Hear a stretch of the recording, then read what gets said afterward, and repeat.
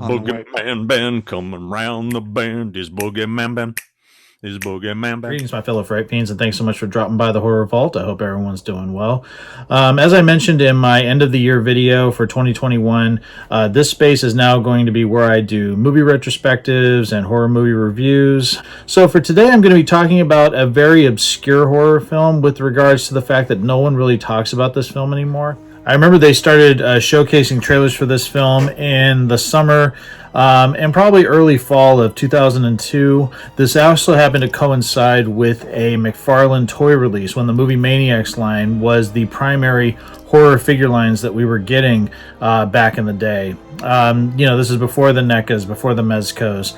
You had McFarland toys where the movie Maniacs line started in 1998 and continued for several years after. This would have been Series 5 of the movie Maniacs figure series, and the movie in question that I'm talking about, even though the figure showcasing the main adversary of the film would drop in September of 2002, the film itself would not come out until January 24th of 2003. The film I'm talking about is Darkness Falls. Now, this was directed by Jonathan Liebsman, who would go on to direct Texas Chainsaw Massacre: The Beginning. This was a film that came out kind of on the cusp of the horror genre being reimagined again. This is prior to Marcus Nispel's and Platinum Dunes Texas Chainsaw Massacre remake, which would drop in October of 2003, and that kind of reinvented the genre. After that, the remake trend kind of took over, and we would just see more horror remakes. This was like one of the last original stories for a while with regards to new horror movies coming out. And the plot of Darkness Falls deals with a vengeful spirit that has taken on the form of the Tooth Fairy to exact vengeance on the town that lynched her 150 years earlier. Her only opposition is the only child now grown up who has survived her before. For the cast, you have Chaney Clee as Kyle, and you have Emma Caulfield Ford as Caitlin, you have Lee Cormie as Michael, Grant Pyro as Larry, and Anthony Burroughs as Matilda Dixon, going uncredited.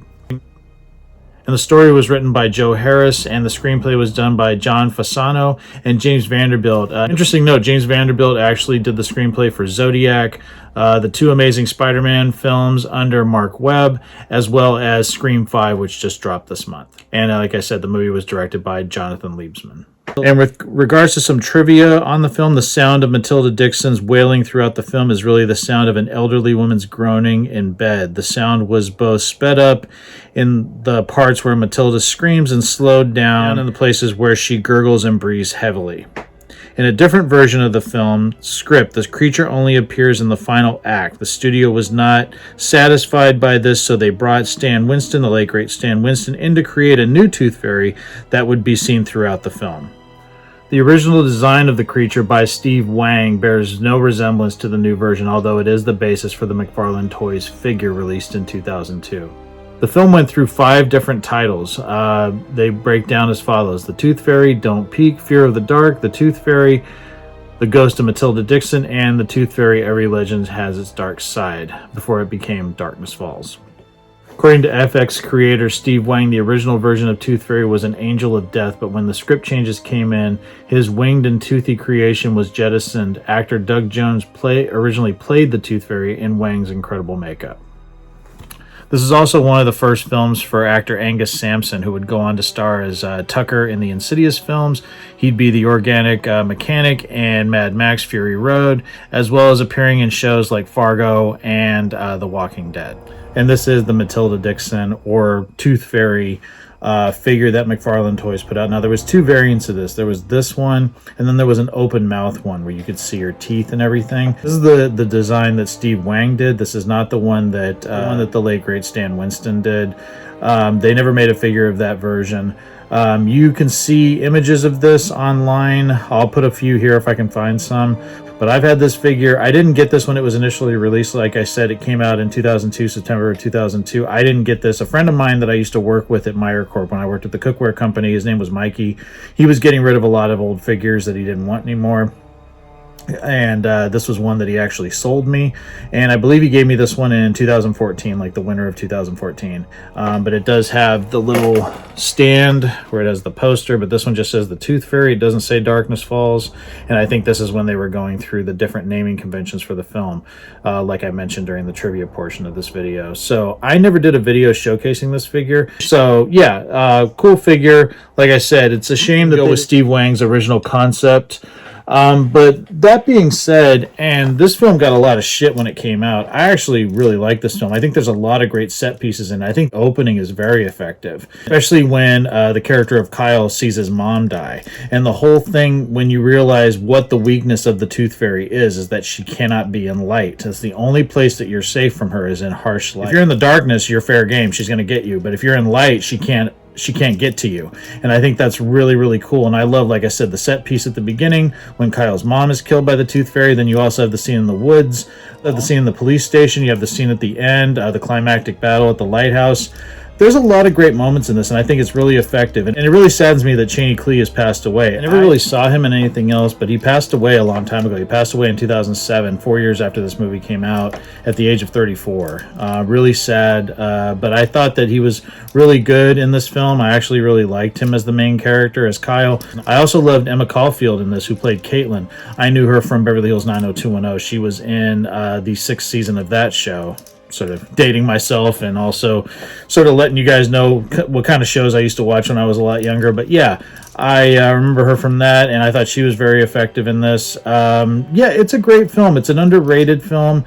I think it's one that people should give sort of a rewatch to if you haven't watched it in a number of years. I know this is the 19-year anniversary, not the 20th anniversary, but I really wanted to do something different this year and talk about films that not a lot of people talk about in the horror community here on YouTube, and this is one of them. So, like I said, Darkness Falls, give it a watch. I actually really enjoy it. I think it's kind of an underrated gem. No one talks about it anymore. It kind of got shit on when it came out. I know Jonathan Liebsman wasn't happy with the whole process. There was, I think, a lot of studio interference on this one, especially with redesigning the creature and everything at the end.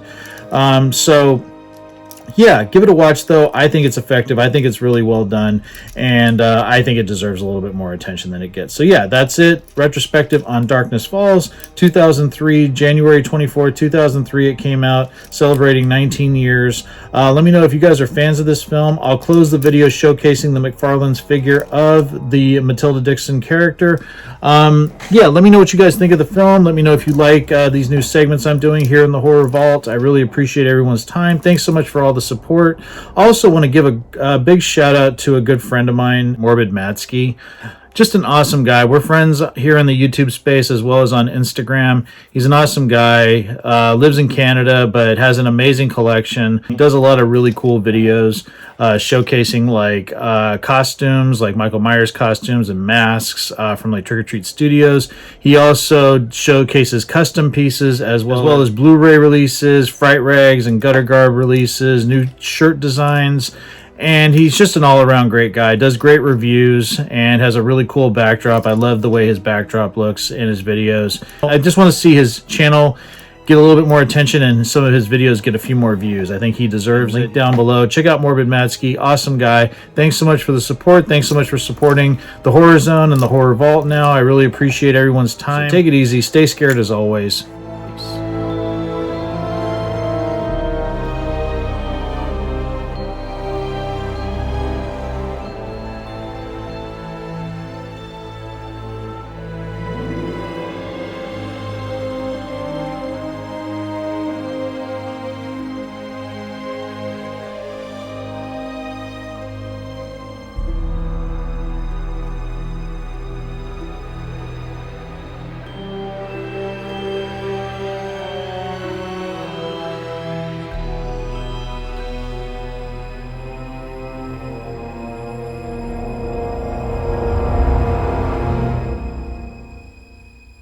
Hey fellow Fright Fiends, just want to say thank you again for supporting Boogeyman Ben's Horror Zone. If you're brand new to the channel and you haven't yet subscribed, please hit the subscribe button down below, hit the bell notification so you're updated every time I drop a new video. I typically do this once or twice a week with new content. I've been doing this for over 11 years and the horror genre is a passion of mine, and it really means a lot to me that I can share that passion with all of you guys. Thanks so much again for the support, and I'll talk to you again later. Take it easy, stay scared as always.